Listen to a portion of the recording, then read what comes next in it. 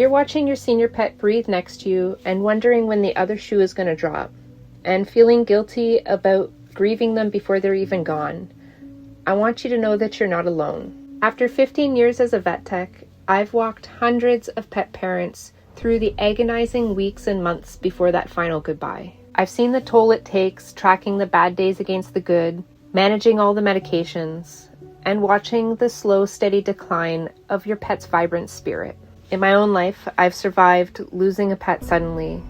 I've also watched cancer take a pet slowly.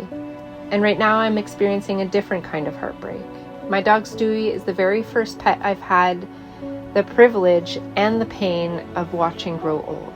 Today, I want to share with you 3 compassionate truths that I wish that every pet parent knew about navigating the end of a pet's life.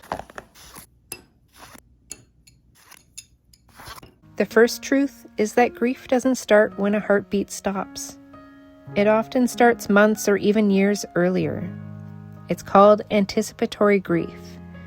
It's that heavy, quiet anxiety you feel when you watch your senior pet struggle to stand up, or when you get a tough medical diagnosis. You start grieving them while they're still sitting right next to you, breathing and looking up at you with those cute eyes. If you feel emotionally exhausted, guilty for worrying, or constantly on edge waiting for the other shoe to drop, I want you to know it is entirely normal. You aren't giving up on them. Your heart is just trying to prepare itself for an impossible impact. Give yourself some grace. Every single day with Stewie is a gift, but I have to balance the effort of staying completely present with him, soaking in those great moments, while simultaneously navigating that heavy, uninvited grief that comes with watching him decline. It's an exhausting mental tightrope to walk, and if you're walking it too, you're not alone. The second truth is the burden of making the choice. In the vet world, we see an immense amount of guilt surrounding euthanasia timing. People torture themselves, wondering if they're acting too soon or robbing their pet of a good day. But the honest, compassionate truth is this: it's always better to do it a moment too soon than a second too late.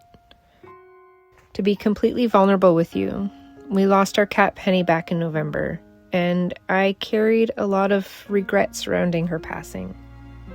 Even with all my years of medical experience, it was a traumatic event that absolutely could have been prevented if we'd made the choice sooner.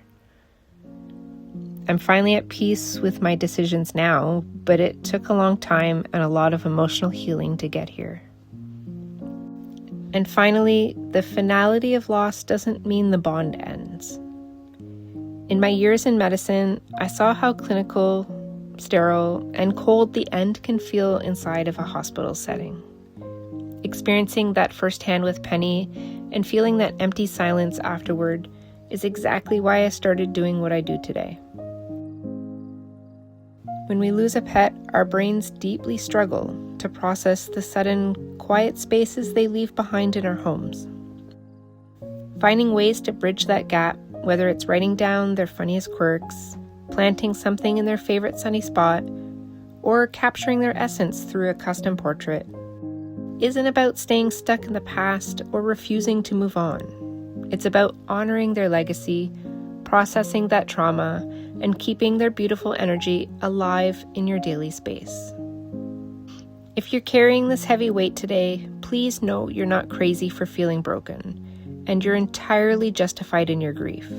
If this spoke to you, share a memory of your heart animal in the comments below. Let's make this a safe space to remember them together. And thanks for being here, and I'll see you in the next video.